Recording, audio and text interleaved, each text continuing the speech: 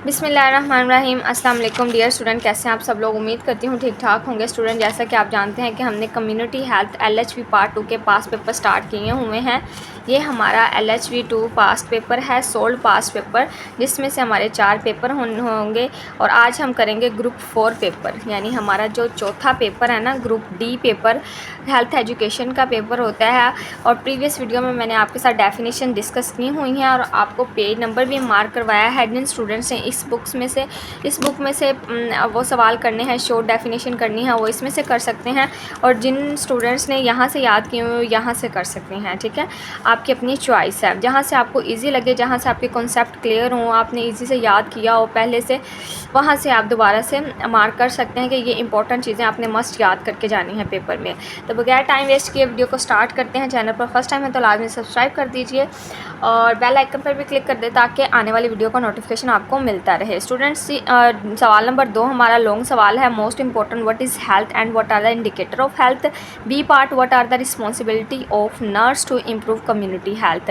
सबसे पहले हम ए पार्ट करते हैं। So what is health, most important definition है, कभी भी मिस नहीं करनी।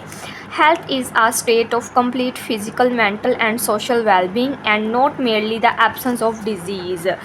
स्टूडेंट्स, हेल्थ एक ऐसी स्टेट है जिसमें हम मुकम्मल तौर पर जिस्मानी मेंटली मतलब दिमागी और सोशल वेलबींग्स मुकम्मल तौर पर हम करेक्ट कंप्लीट हमारे अंदर जिस्मानी, दिमागी और सोशली वेलबींग्स जो हैं वो मुकम्मल तौर पर जब हम करेक्ट होते हैं तो वो जो है हेल्थ कहलाती है। इसका मतलब ये नहीं है कि आपके अंदर बीमारी नहीं है, इसका मतलब ये है, हेल्थ ये कहती है कि हेल्दी वो पर्सन है जो जिस्मानी दिमागी तौर पर बिल्कुल फ़िट है, वो हेल्दी पर्सन कहलाएगा।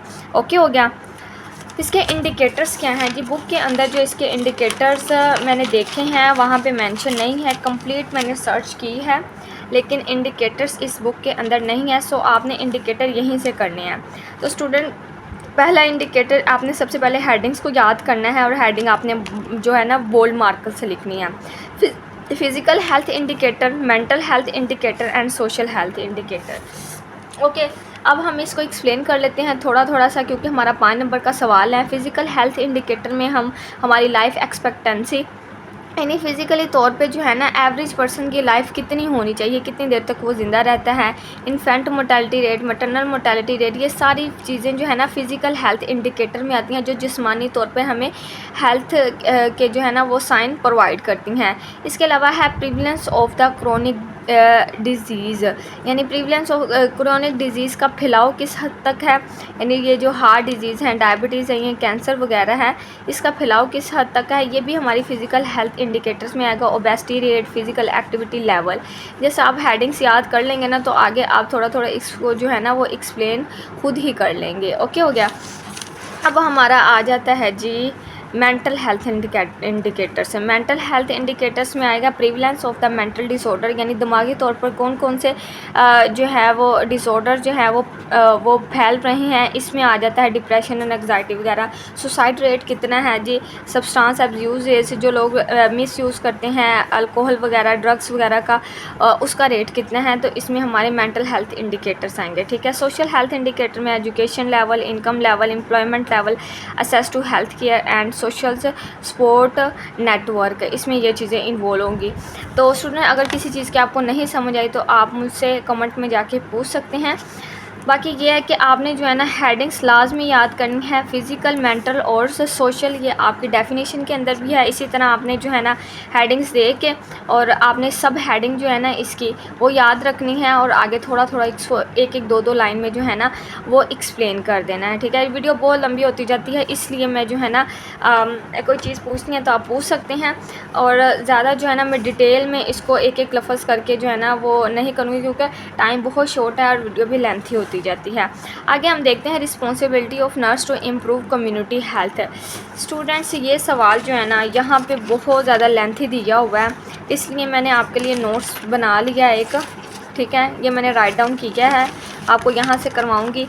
ये देखें, ये मैंने बुक के अंदर से किया है। ठीक है। तो बुक पे पेज नंबर 33 पे जो है ना ये क्वेश्चन मौजूद है। तो आपने अगर वहाँ से करना है वहाँ से कर लें, अगर यहाँ से इजी लगता है यहाँ से कर लें। बुक वाली ही जो है ना वो मैंने इधर कॉपी की है। Responsibility of community health nurse क्या है?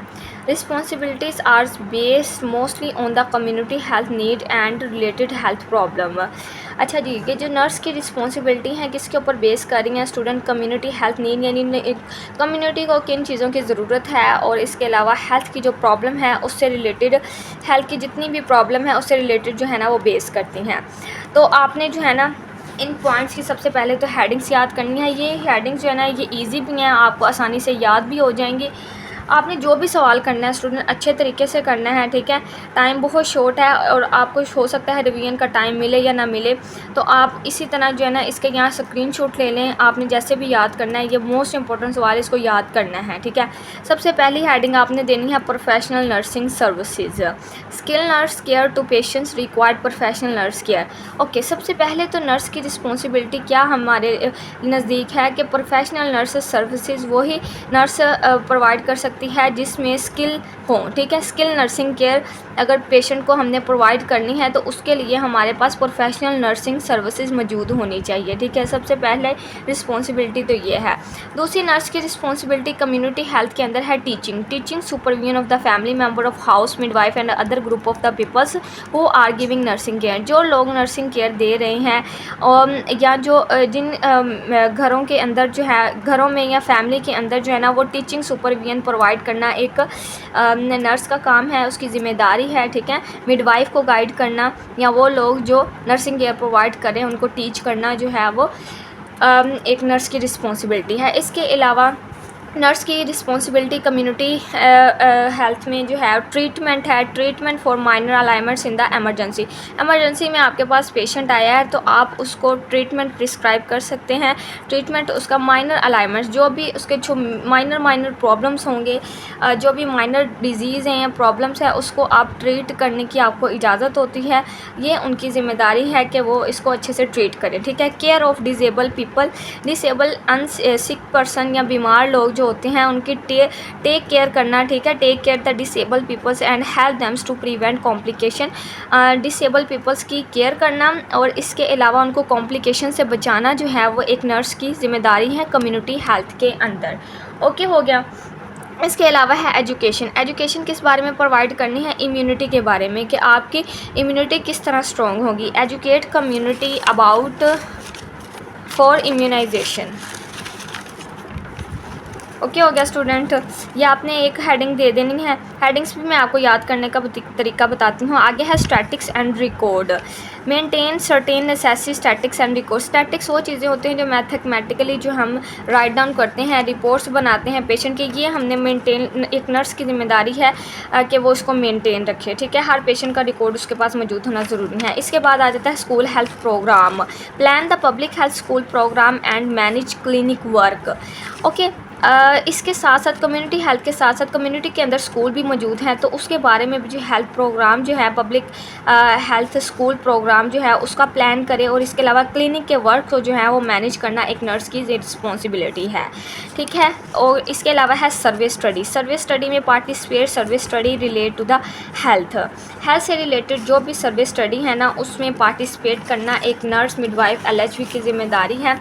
स्टूडेंट, ये आपको अगर इजी लगता है तो ये कर लें। अगर यहाँ से आपको प्रॉब्लम हुई है तो आप ये पेज नंबर 33 जो है ये देखें, ये responsibility of community health nurse जो है ना यहाँ से की है और हेडिंग बना के इसलिए की है ताकि आसानी से याद हो जाए आपको, ठीक है। ये आपके 10 पॉइंट है और इसी तरह ये मैंने 10 हेडिंग्स दी हुई हैं। सबसे पहली है प्रोफेशनल नर्स सर्विसेज, ठीक है। टीचिंग है, ट्रीटमेंट है, केयर ऑफ़ डिसेबल पीपल, यानी कि आसान सी हेडिंग है जो आपको आसानी से याद हो जाएंगी।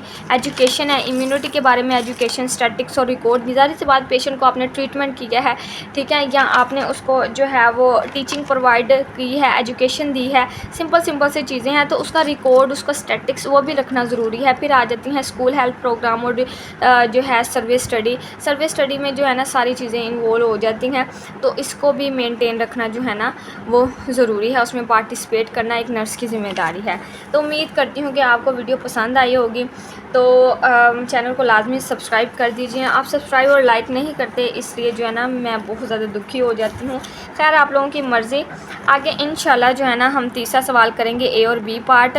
जो चीज़ें यहाँ इजी हैं मैं यहाँ से करवाऊँगी, जो चीज़ें बुक से इजी हैं मैं बुक से करवा दूँगी, ठीक है। आपने परेशान नहीं होना, और थोड़ा सा आप भी देख लीजिएगा, मुझे भी हेल्प आउट कर दीजिएगा कि importance of school health services किस पेज नंबर पे हैं। ये जो हमारी कम्युनिटी हेल्थ की बुक है, कुछ बच्चों के पास ये जो है पास्ट पेपर नहीं है, तो आप मुझे लाजमी कमेंट में बता दीजिएगा कि मैम जो है importance of school health services इस पेज पे है, हेल्थ रिकॉर्ड की डेफिनेशन किस पेज पे है, और हेल्थ रिकॉर्ड को मेंटेन रखना क्यों ज़रूरी है, और इसके अलावा डिस्क्राइब द मैनेजमेंट फंक्शन, इसका तो मुझे पता है, लेकिन ये जो 2 सवाल है ना मुझे सर्च करके आप लाजमी बताइएगा, क्योंकि ढूंढने में भी काफ़ी टाइम लग जाता है, ताकि मैं आपको अच्छे से एक्सप्लेन कर सकूँ। Thank you so much for watching my video.